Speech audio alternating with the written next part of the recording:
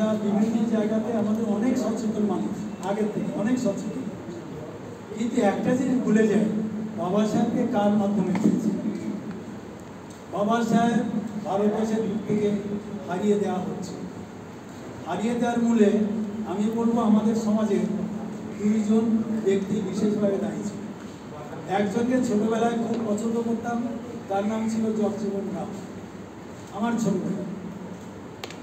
আর একজন, তার নাম নিতে ইচ্ছে করে না কিন্তু ঐতিহাসিক কারণে নিতে হচ্ছে, তার নাম হচ্ছে বি.আর. ঠাকুর।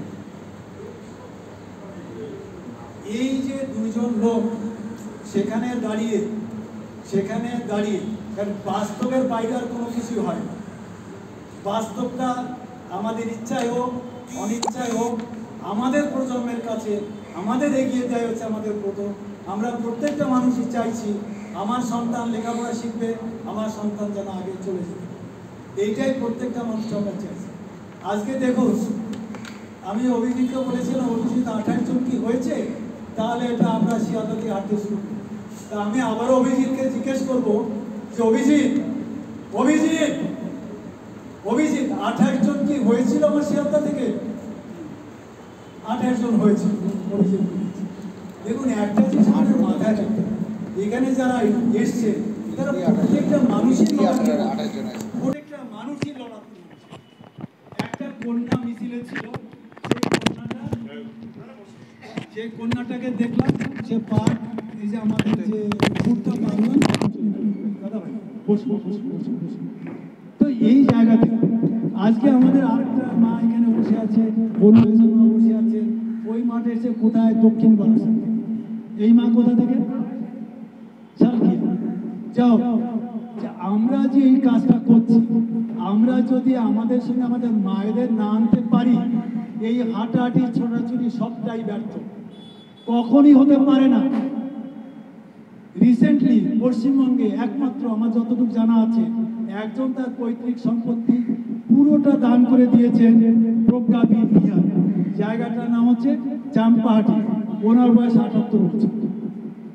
এবং মায়ানমার গভর্নমেন্ট যখন জানলো যারা বুদ্ধিস্ট মূর্তিগুলো বিদেশে দেয় 2 লাখ টাকা জায়গায় বললেন যে আপনার কাছে 1.5 লাখ টাকা।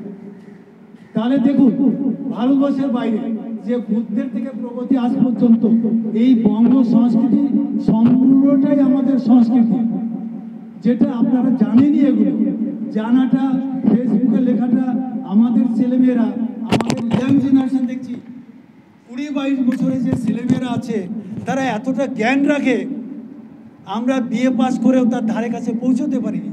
এখনকার 15-20 বছর বয়সের ছেলেরা কত সুন্দর সুন্দর আর্টিকেল তারা লেখে, তাদের এইসব সময় নষ্ট করার নেই। সত্যিই আমিও চাই না যে আমার যে ইয়াং জেনারেশান যারা আপ টু 30 বছর বয়স হয়েছে তারা এইসব রোদ্রে হাঁটবে না, এটা আমার ভাবনা। সারা ভারতের 28টা সংগঠনের অল ইন্ডিয়াতে ফাইন্যান্স সেক্রেটারি করতে গিয়ে এই অভিজ্ঞতাটা হয়েছে। আর 10 বছর ছিল তিক্ত অভিজ্ঞতা রাইটার্সের, 75 থেকে 85।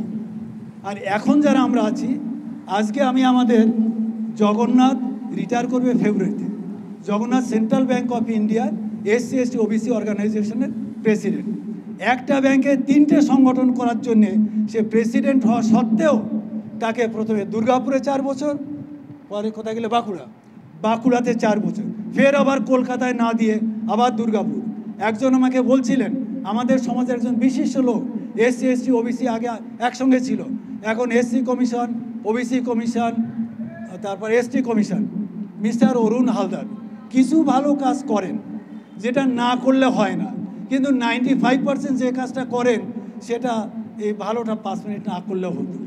ফলে এই জায়গা থেকে যারা গার্জেন লেভেলের লোকেরা এসছেন, বেশিরভাগই গার্জেন লেভেলের লোকেরা এখানে এসছেন, একজন